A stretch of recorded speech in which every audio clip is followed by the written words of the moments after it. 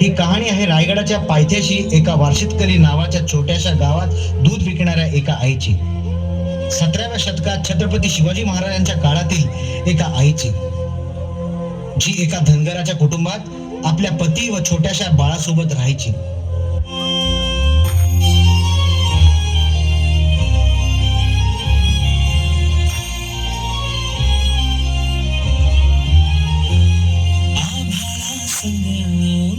नांदन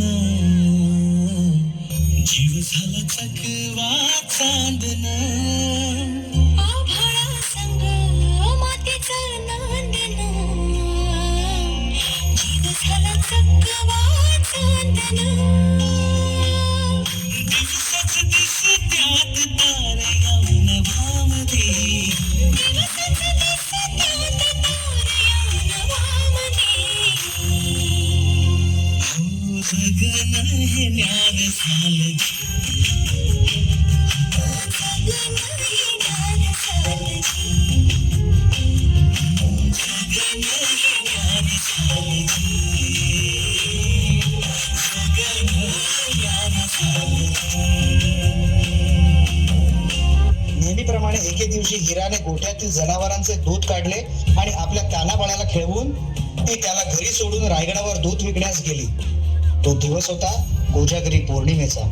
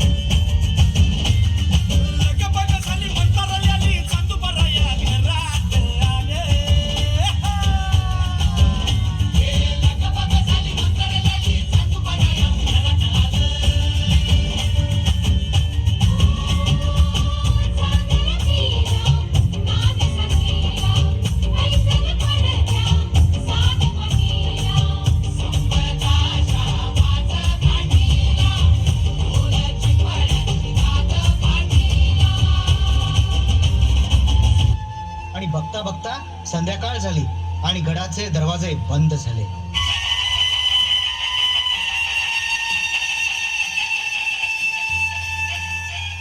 माझं बाळ एकलं हाय घरी.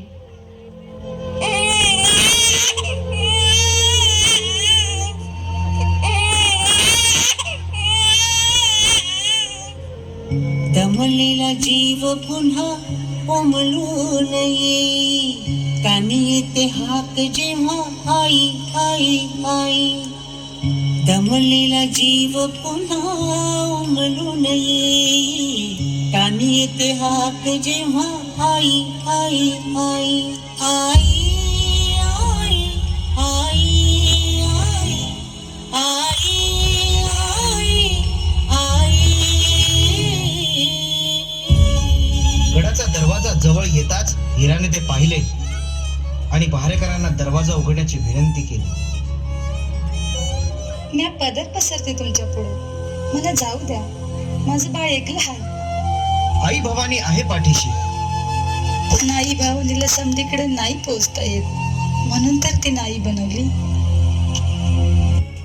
पोटासाठी जरी रोज हिंडते पाऊल, कान घेते क्षण क्षण पिलांची चाहूल.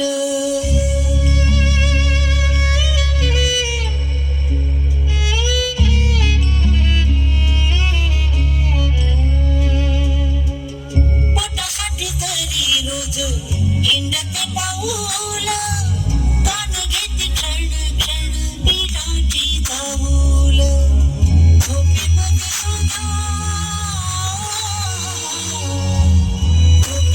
सुद्धा मन जागे जागे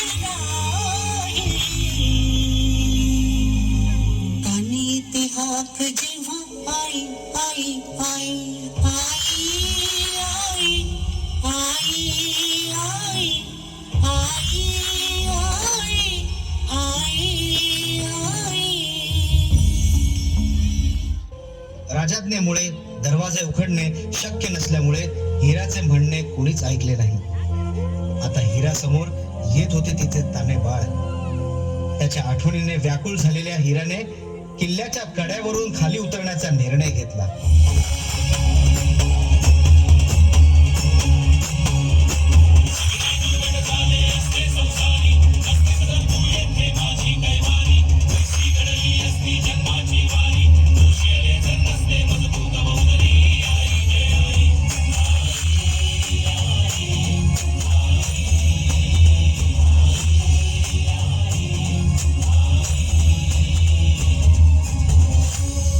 आई आई आई.